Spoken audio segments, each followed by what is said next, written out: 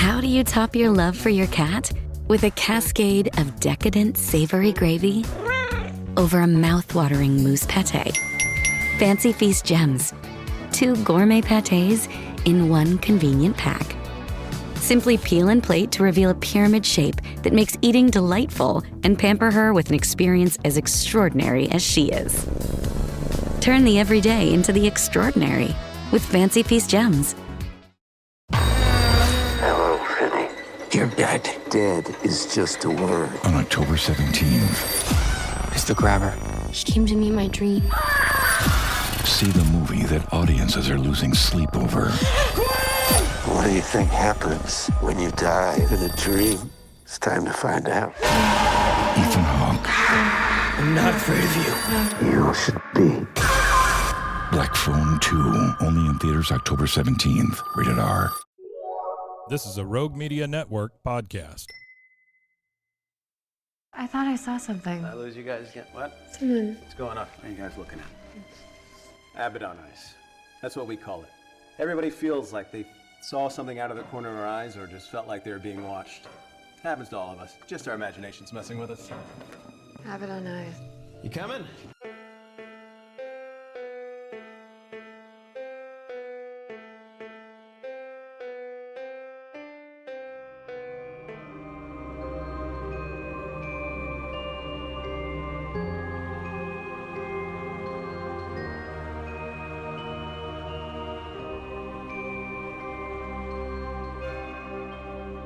So, again, thank you for giving us some time. We really appreciate that. Of course. We want to talk about your character. We want to talk about what we think happened to your character, and then get your interpretation of what you think, where this might go, if you have any ideas as far as somebody else picking up the mantle, and kind of running with it. And things like that. We talked to what was his name that we talked to last night? He was the caretaker. Give me his name. Oh, like the priest? No. Mike. Yes, Michael. Yeah. There you go. Mike. Sorry, it's my name. I don't know why I forgot it. But yeah, he was fantastic. Talked to him for a while about who we thought his character really was and where that went. And so yeah, his is a really unique character for sure. It's weird because his character changed completely. You know, it's still the same guy, but it changed completely. So number one, congratulations, because you did a wonderful job. Thank you. I got to tell you that my favorite, and spoilers ahead here, but my favorite scene in the movie is the laptop interview that you're having with yourself. Oh, yeah. That was so cool. I love that. I love the fact that you said, yeah, I'm about to die here too. That's great. It was just so upbeat and happy about it. It was such a unique, such a unique writing on Steven's part there with that. When I first read that, I was like, oh, this is so cool.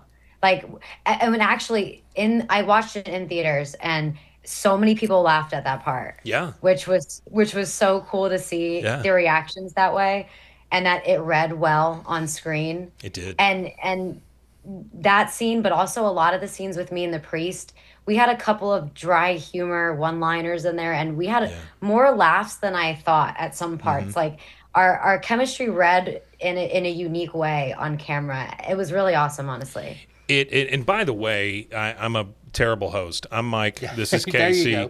That is Melvin that you see there. We are huge fans of the Hell House movies. And I've got to say this up front, you included. Everybody that we've asked for an interview has responded. We talked to a ton of people last time on the previous movie. We've got a show called Abaddon Eyes that we started back when the last movie came out. Carmichael. And so we've talked to Stephen and Tully and several people, and I just it's hard to fathom how nice everybody has been and how just their availability and being able to come on and talk about things. So I do appreciate it very much. Yeah, horror people are just the best, I feel like. They really are. And indie people also.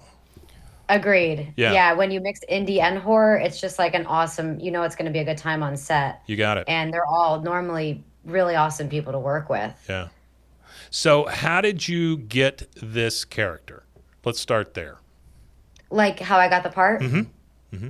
So, if you might recognize me from Carmichael Manor, I was in that one partially. Yep. That I kind of got on a fluke. I auditioned for a few of the other characters in that, like Bridget's role and Destiny's role, Margot and Rebecca. Mm-hmm. I auditioned for both of those. I didn't fit them how he hoped I would. And then they had already wrapped the Carmichael Manor. Right. And Stephen asked if I wanted to do, like a journal talking head type role, just to be a part of it in some way. Right. And I was like, oh yeah, sure, I'd be happy to. And at the time I didn't really know what Hell House was. Right. So I just, it was a job at the time, and it was a horror film, and I was like, sure, I'll do anything to be a part of it. And then after I found out like how awesome like the movies were and the huge fan following that they had, I was like, oh, it's just awesome that I was even able to have that small moment in that film. Yeah. And then for this fifth one, Lineage, he just texted me and said, I'd really like to bring your character back. And I just assumed it would be the same type of thing. Right. And he was like, but this is going to be in a totally different way. We want you really in there. Mm-hmm. And we want to make like a character arc for you and really bring you into the story and help move the story along as well. And I was like, oh, so, and then he told me it wasn't going to be found footage, which was another huge, curveball. Yeah. So I was all in. So it was awesome that he even reached out to me to ask me to come back. The found footage part you talk about, we didn't miss it, necessarily.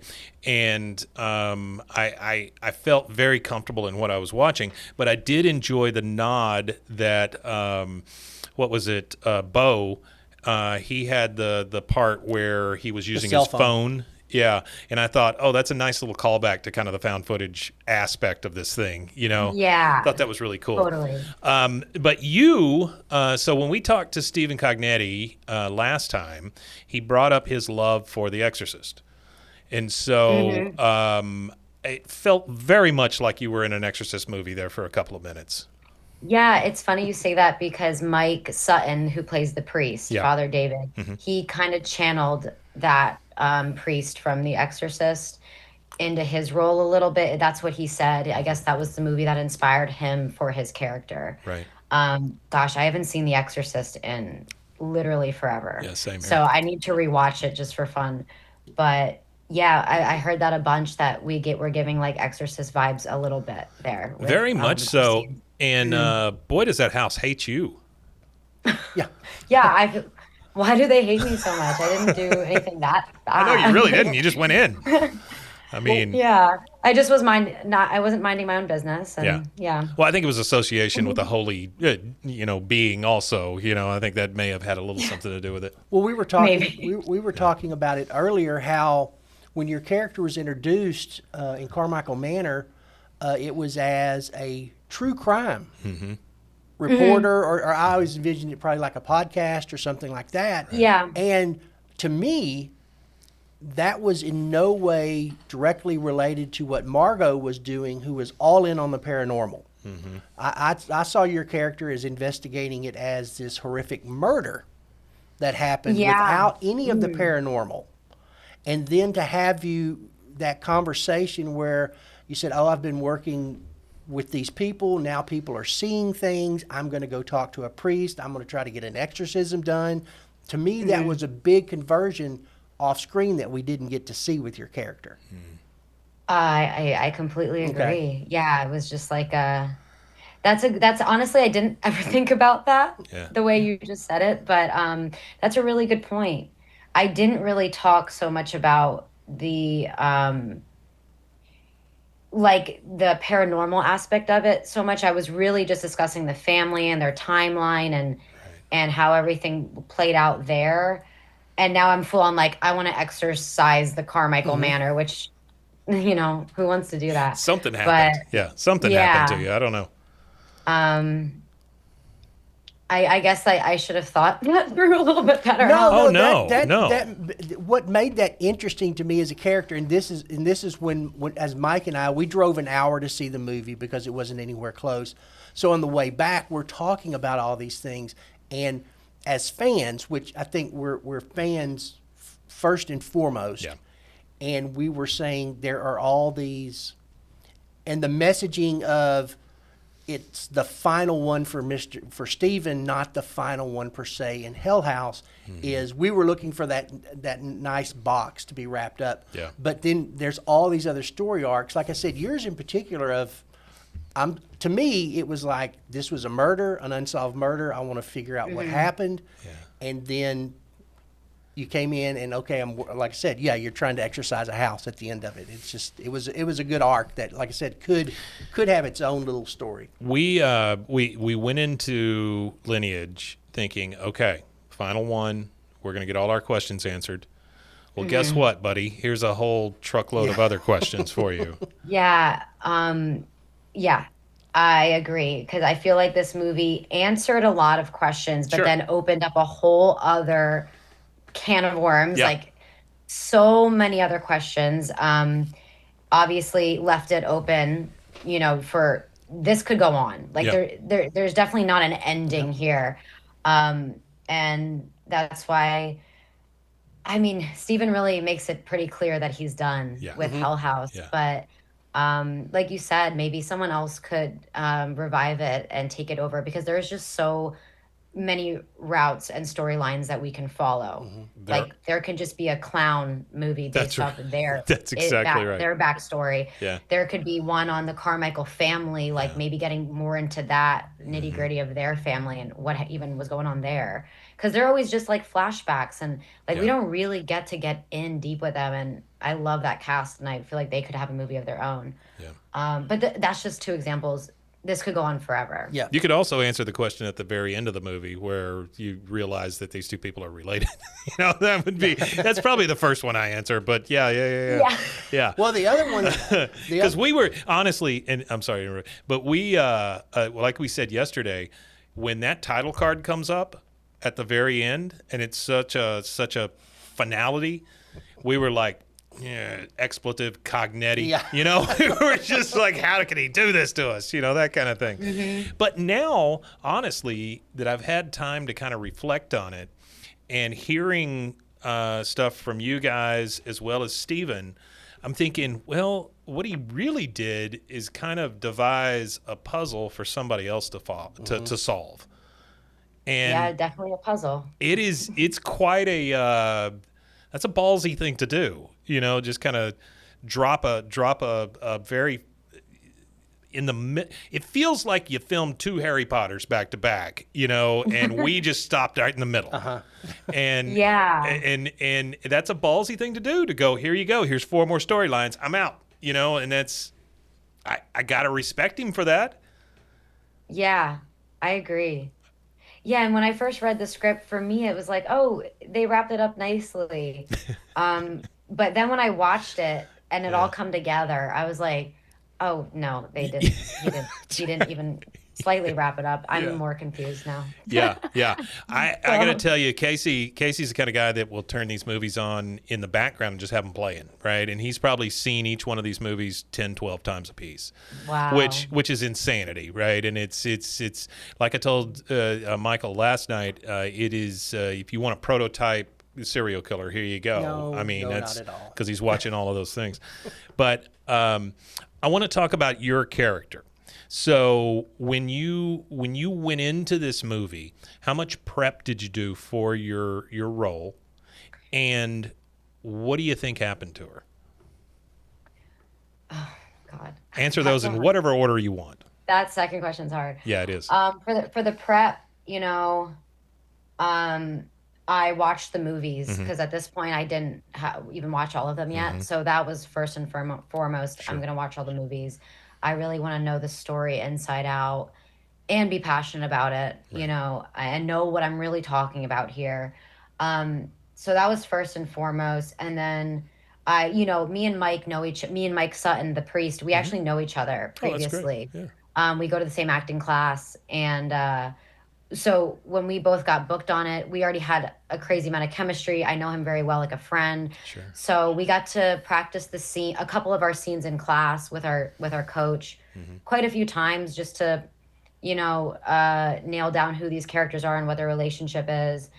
So that was a huge benefit, having that prep work ahead of time, because we really just, once we got to set, it was really just like we dove into the scenes. We only had very like quick rehearsal with Steven before each scene, so it wasn't much. Right. So we really did have to come pretty ready to go and bring our own creativity to it. Yeah.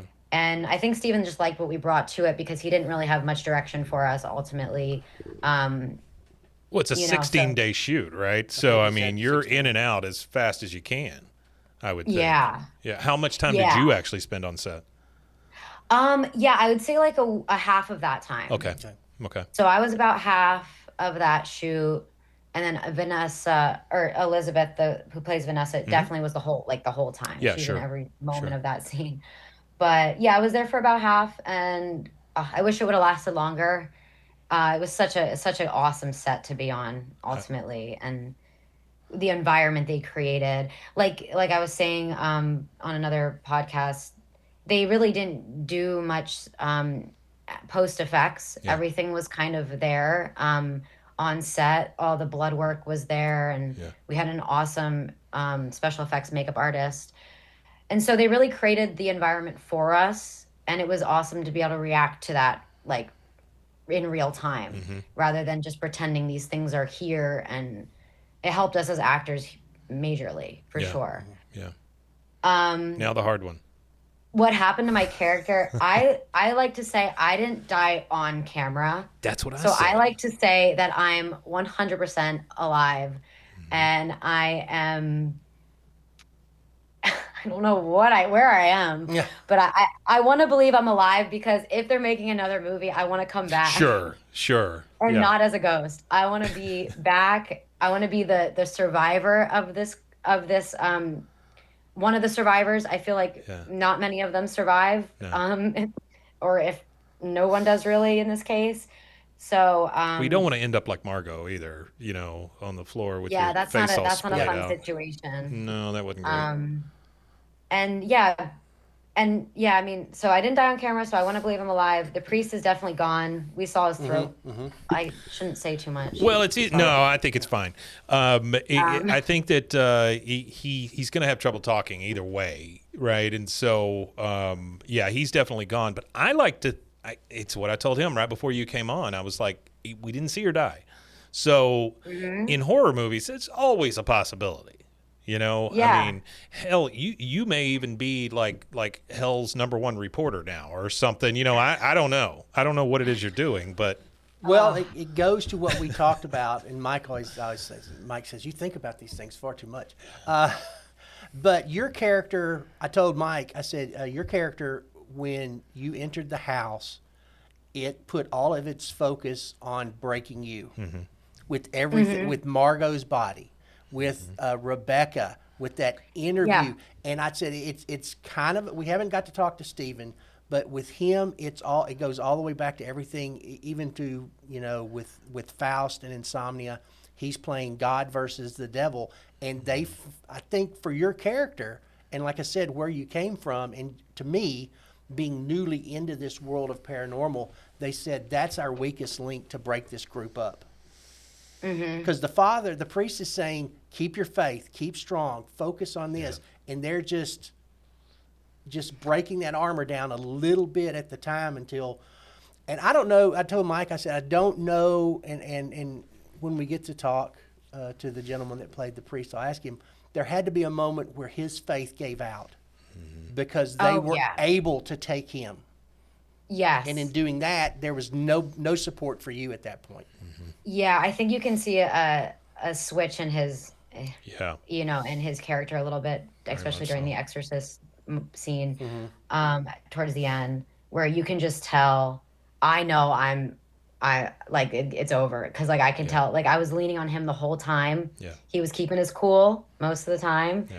and then you can just tell he just faded out, and I felt like I was alone then in that situation, which is terrifying to put yourself in those shoes. I'll tell you what. But yeah, I want to say I'm alive. I think you are. Well, and again, to find somebody, again, you talk about Cognetti and the way he works things in that house. There could be, for someone like that, there could be a much grander purpose within Absolutely. that universe, and especially when you talk about Tully and the cult and all those people. Definitely. Yeah. I don't care who you are and how great an actor you are. Walking around that guy who has now become the human embodiment of the clown, just sitting in the hall that way, that had to just be frightening anyway. Because that is a scary looking prospect where that dude is just sitting there staring at you. Yeah. It really was. And it was nice to shoot this movie this way, because you could really escape away from like the cameras and forgetting that you're actually on film, because it wasn't found footage. Yeah. So it was cool to just really be in the moment. And Joe is so good. The clown is so good. He's just so good at sitting there so still. Yeah. And you can see it, and it is very eerie to be around him. I'm not even that afraid of clowns, to be honest. Yeah. But I think the set and the Carmichael Manor and just everything, it just, when it all comes together, it is a creepy set. It is I would imagine it's very creepy. Set. Yeah. I always felt bad for the other clown. You know, he just doesn't get as much play. He didn't get a lot of screen time. Yeah. He ends up in the closet, or he ends up over here or over there or whatever. Somebody's moving him around while the other guy's off killing all the people. Now, someone like said a unique thing to me at the theater. Yeah. I got to talk to some fans after the showing, and she said the clowns reminded her of like see no, speak no, hear no evil. Because I guess like Say that, yeah. Did you guys pick up? I guess I have to like look into this myself, but I guess something has something with their mouth, something has something by their ear, and then their eyes. One's missing the eyes. Yeah. So I was like, that's a unique way to look at the clowns. I never thought of that. This girl was like probably way bigger Hell House fan than you guys. Well, there was a guy sitting next to us that had a shirt, and I was like, I didn't even know there was merch. You know that? Yeah. Oh, yeah. Oh, she had the full outfit. It was her birthday. That's what she was doing for her birthday. I was like, oh, good for her. And she was telling me about like my character and like what happened, like what she thought happened, or like she was connecting all the stories for me. Sure. Because really, I only seen them through once. Yeah. Yeah. And these are definitely movies you can watch multiple times and pick up on things each time. Yeah. So she knew way more than me, and it was funny. She was teaching me about my own movie. Well, obviously, there's a bunch of stuff that none of us picked up on that Cognetti's been breadcrumbing throughout this whole series, and so this is the kind of thing that the internet loves. You know, to be able to unravel the mystery that's before them, and I don't know what other projects you have going, but this is a wonderful thing to be involved with, just simply because of the freedom and the fact that the internet likes you. You know what I mean? Like it could have gone the other way, right? And you could have been a villain in this whole thing, but you end up being one of the, kind of anti-heroes, but definitely likable, and definitely a character that people don't want to see you die. You're Sorry, I didn't. If you're no, you're fine. Yeah, I tend to trail off, so it's fine. So do I. Yeah, it's funny because in the line, like they do call me a bitch in the movie. Like when I'm first introduced in the diner, they're like, "There's some bitch out there that wants to talk to you," and I just kind of assumed my character would come off as very annoying and not so much bitchy, but just like, who is this girl? Like, get her out of here. We don't care that she dies. Yeah.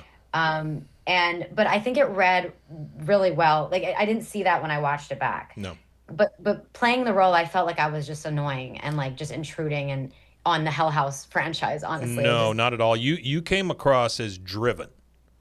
Now, Nice. yeah, in this movie, the latest in Lineage, you came across as very driven to me. I never thought, well, what is she doing, or anything like that. Mm-hmm.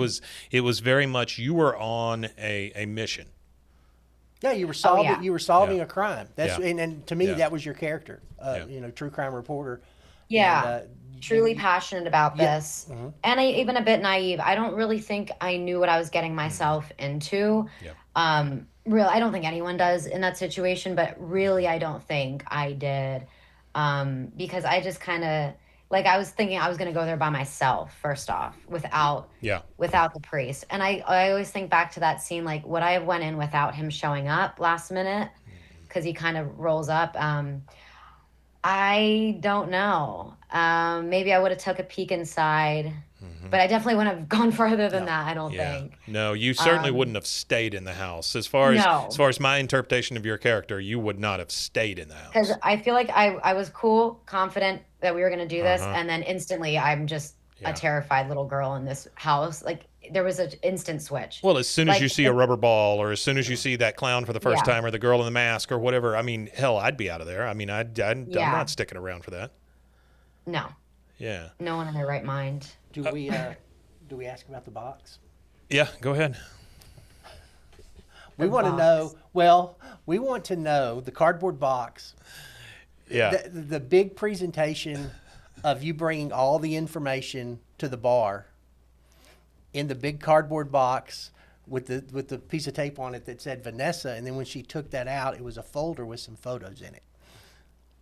We didn't understand if there was more in the box or if you were just super securely moving those documents. Yeah. In real time, that is what was in the box. Yeah. Yeah. Okay. Okay. I like to think there's more in it. But I like to believe that there's so much in it. Sure. I've been collecting this data over time. But in real time, it was just a bunch of document papers and photos, and I was just trying to connect them because there was numbers on them. Sure. And I felt like, there was a connection there with them. Boy, if somebody I feel like my character being this involved would have had anything she possibly could have in there, like a little hoarding Hell House box. I agree. Well, I mean, I agree. It's not even about what was in the box. That was covered because you said this was all that was recovered. Yeah. I got this, and I don't remember the name, but I got this from so-and-so.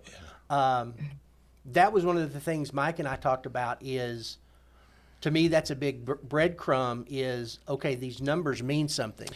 And we were trying to, has Stephen gone so far as to, if you go all the way back to the first Hell House, it mentions there's numbers on the walls, and it gets to be a big puzzle in your head, the way he puts it together. Yeah. It was so cool to see that, that come together from the first one. Yeah. With the numbers. I still have no idea what it means, but yeah. Neither. Yeah, sorry, I don't either. I know probably less than you guys. Sure. Honestly. Well, the biggest. I should be interviewing you. That's okay. That's great. The biggest thing. You were the one that made a movie. So that's what we always say. Yeah. Even if this was, let's say this was Geely, one of the worst movies ever made or whatever, you still made a movie and you were still in theaters. So it is a big, big deal. And that's why we thank you so much for being with us. As fans, it's a big deal. It's a big deal to us to talk to the people that make these things. Absolutely. We just saw you on a big screen. So we're good. So let me ask you that. Do you have anything else you want to dive into as far as your character goes? No, okay. I was. It shocked me that you were kind of, and I'm going to use this term, it's tacked on in the first one, in Carmichael. Mm-hmm. Because you the way and again, it's the magic of editing. You were put in there at very precise times to move that whole movie along as well. Mm-hmm. Yes, and I thought that was interesting. Mm-hmm. Especially because I was so all that dialogue was written after that movie was already filmed. Yeah. There was another guy in that helping the story move along. They had his scenes, but they're like, we need more here, and so Steven's imagination must have just been going crazy and I want to go so many different ways with this and have a different perspective of it.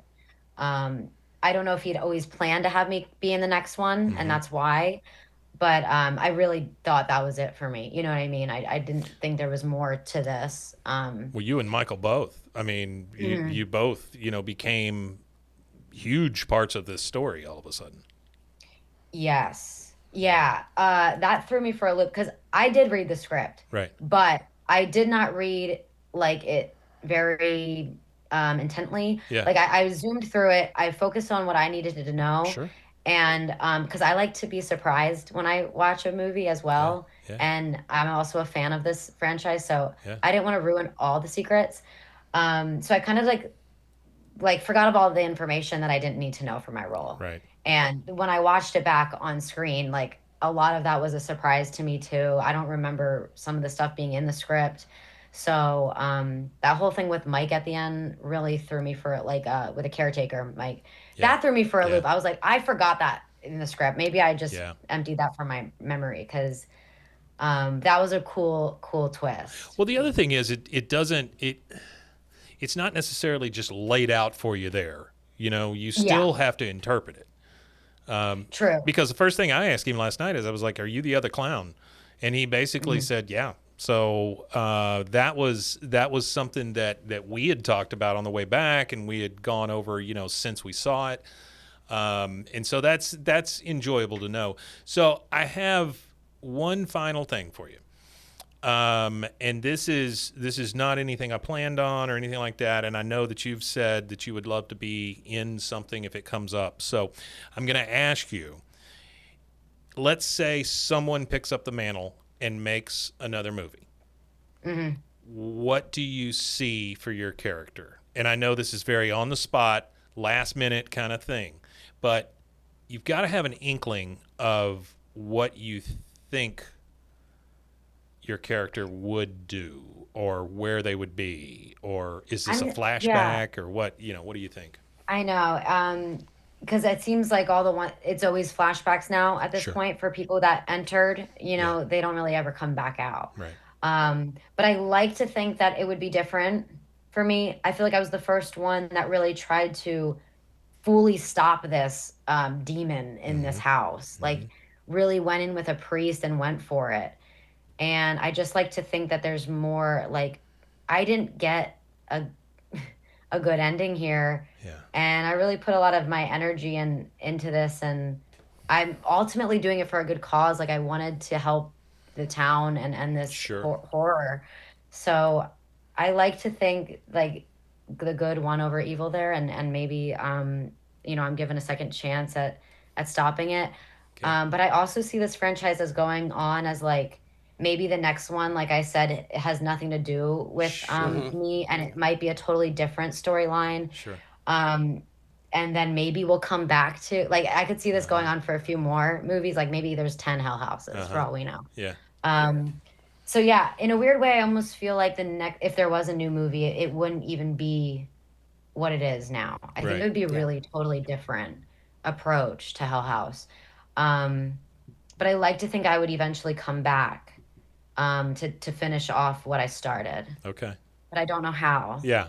Yeah. I'm not the creative writer here. Well, I very much put you on the spot. I do got to talk to Steven about this. Yeah. I very much put you on the spot there, and it wasn't like I got you or anything. I just wanted to see what your reaction would be as to what you think this person that you have invented would be doing, and that's fair because you don't know.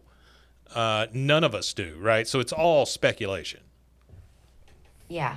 Yeah. That's a great question, and now you're gonna get me thinking. Well, see, and that's the kind of thing I think everybody we've talked to, we ask about, because I know that both Mike and I, not being actors, but we know that you sit down, you create these characters, you build these characters, you put, there's what's on the paper and then what you create. Mm-hmm. So there's, what happens after the film stops. That's what we kind of want to know. What would you do? It's purely speculation, but you've put a lot of time into creating your character, and we're just interested in that.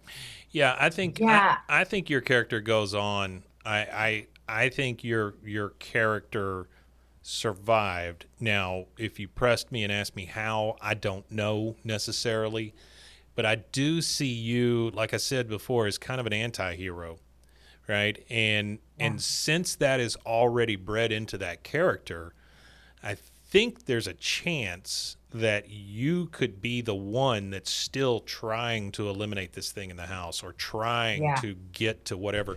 And maybe for the entity or whatever it is, maybe it's more about the showdown. You know, when you start thinking about things like the Omen and stuff like that, maybe it's more about the showdown. You know, maybe it wants a challenge. You brought up the box too. Maybe like I brought something with me, just one of the keepsakes. That's very good.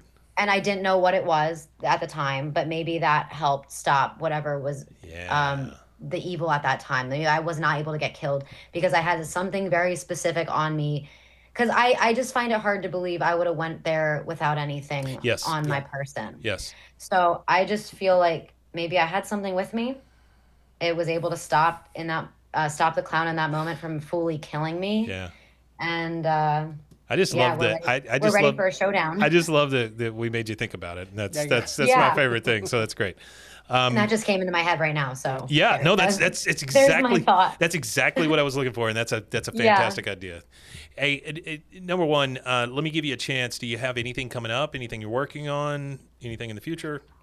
Definitely. Okay. I did work on a big horror thriller all last year. In the middle of filming actually Hell House. Sure. So my brain was all over the place at the time. That's why I don't know all these details too well. Yeah, honestly. no, you did great. It was wonderful. But that movie I co-produced, I starred in. Oh, wow. It's called Clench. Okay. And it's that'll be we're still in post-production. It's a long process here with this one, but when that comes out, I'd be more than happy to share more. That's a wild film. That is wonderful. I'm we would really love proud to. of what we made there. Yeah. So give us an idea. What area of horror are we talking about?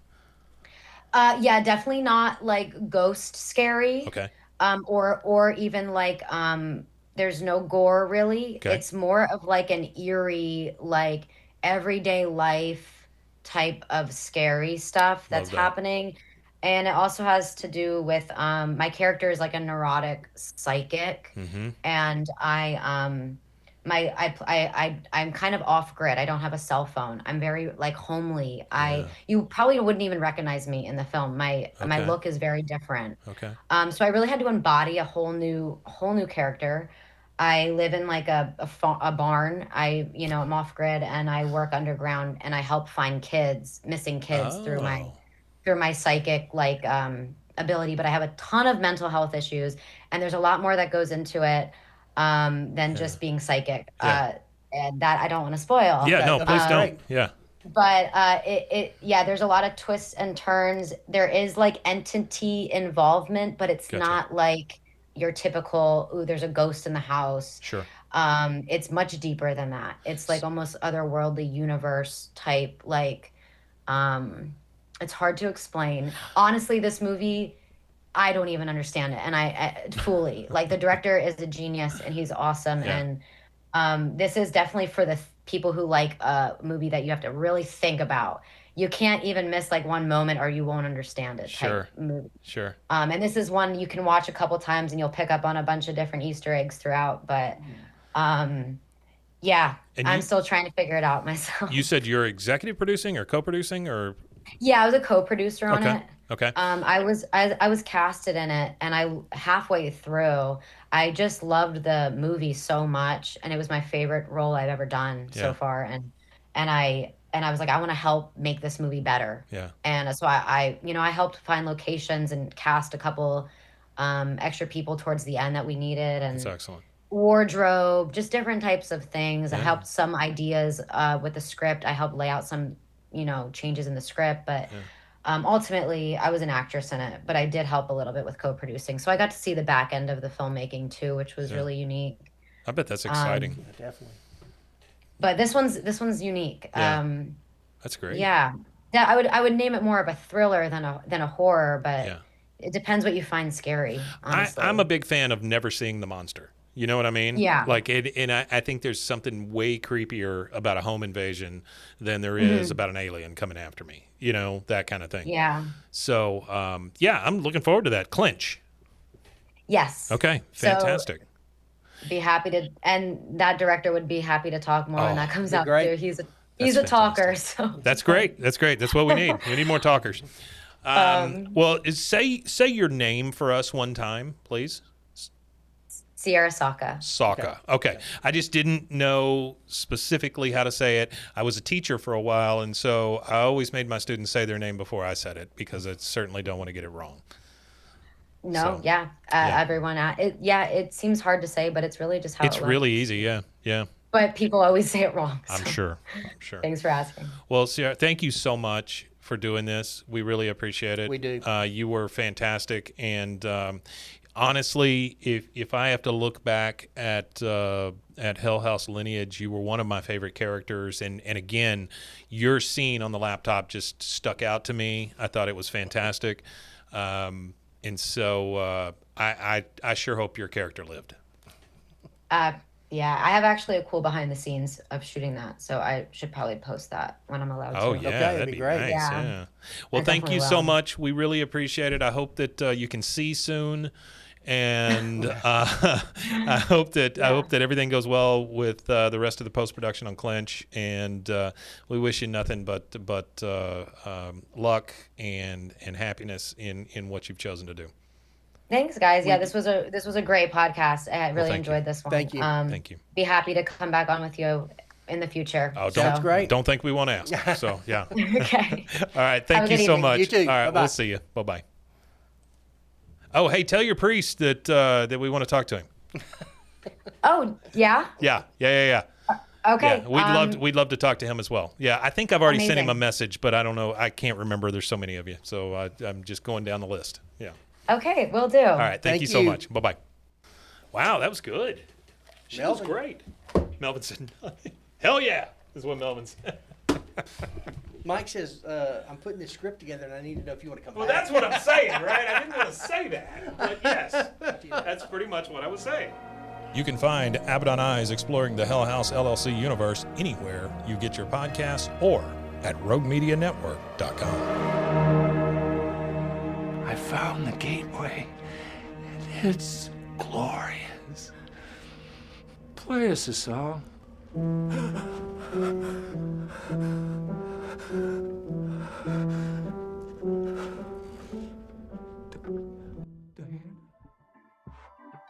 This has been a Rogue Media Network production.